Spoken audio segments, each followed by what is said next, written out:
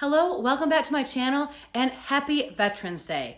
There are so many veterans out there that we need to thank, so many in each of our families that we may not even know about.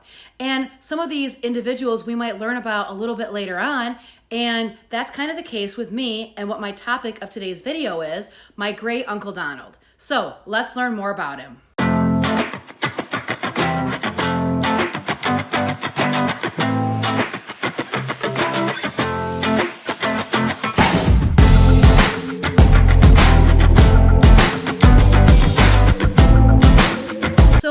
It was probably 6 or 7 years ago now that my grandpa made a comment about his brother.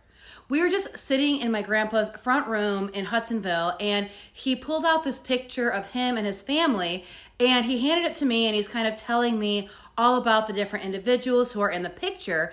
And he pointed out one brother, and this brother was wearing a World War II United States military uniform. My grandpa then told me that this was his brother Donald, who did indeed fight in World War II. Now, I had heard before that great Uncle Donald was a World War II veteran, but what my grandpa told me next absolutely shocked me. Great Uncle Donald's regiment had actually liberated a Nazi death camp. I absolutely couldn't believe it. So the first thing that I asked my grandpa was if Uncle Donald had ever talked about it or anything like that. And my grandpa immediately said no, he never wanted to talk about it, much less anything in the war. So this led me on a short journey to find out a little bit more about my grandpa's brother, my Uncle Donald. So I didn't actually find any evidence about his specific regiment specifically liberating any Nazi death camp, but I found out a lot more about him, which was really, really cool.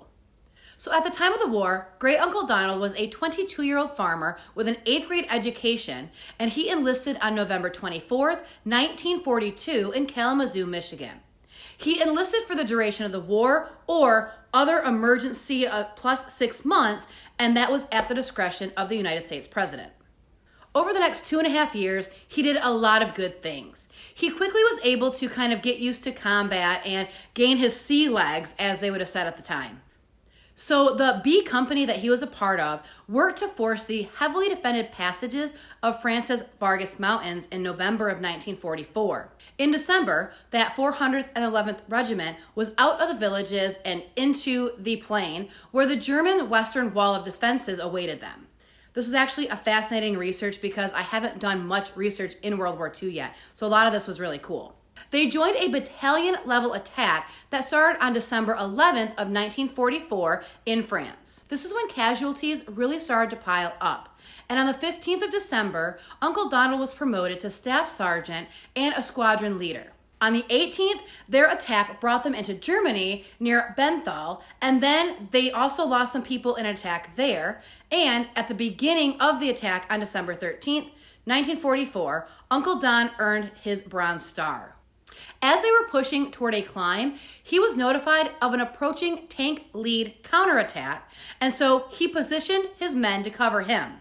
Then he actually grabbed a bazooka and hustled forward. He let the tank come within 40 yards of him before he stopped it with the weapon, and then, while under fire, he directed a squad to engage the tank to finally kill it, and then repeated that feat with a second tank as well. His bravery slowed the counterattack long enough for a tank destroyer unit to come forward with the firepower to stop the Germans.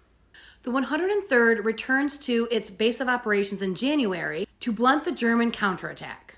By March of 1945, the B Company is attacking again, and they are forced into assaulting in-place weapons and have no choice but to expose themselves. This is all knowing full well that the war is going to end soon. In March of 1945, they attacked the Siegfried Line along the Axis line, and then on March 20, Uncle Don receives a gunshot wound. He eventually returns home a hero. He married Mavis, who I always knew as just Great Aunt Toots, in June of 1946. So it was really cool to do some research into a man that I've heard a lot of for a lot of my life, and I learned a lot of really cool things about him and about his life. Not only did he get the Bronze Star, he also got a Purple Heart for the attack in which he was shot, which is really cool as well. I know that my Uncle Donald is only one of hundreds of thousands of men who sacrificed their lives in World War II, and just one of thousands again of veterans that have served our country in one capacity or another. From the very beginnings of our country, which I'm actually starting to research a little more into for one of my new books, to the soldiers that kind of fight for our country today. They're doing what they believe is best. And I really think that on this Veterans Day especially, I want to make sure that every veteran is remembered for their bravery and sacrifice. To all of our military soldiers and veterans, thank you so much for your contributions and bravery. We can't thank you enough.